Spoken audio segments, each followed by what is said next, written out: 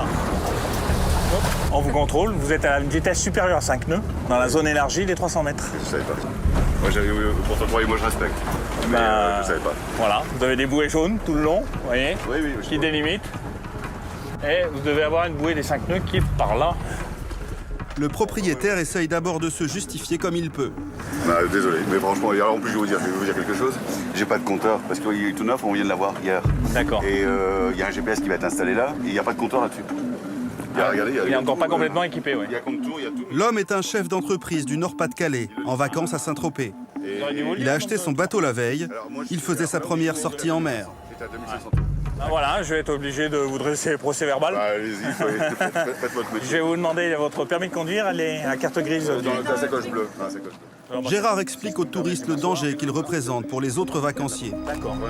Il y a les baigneurs, ils ont tendance à nager, ils disent je vais jusqu'à la bouée. Il y a des bons nageurs. Voilà, le problème il est là. Et les petites têtes sur l'eau, ça se voit pas obligatoirement. Mais oui, Voilà. vous avez raison. Puis vient le moment fatidique, la sanction encourue. Cela va du simple avertissement au retrait du permis assorti d'une amende. Et l'amende peut aller de 250 à 3700 €. Oh la vache. Ce n'est pas à Gérard de fixer le montant exact. Il sort simplement de sa mallette un procès-verbal.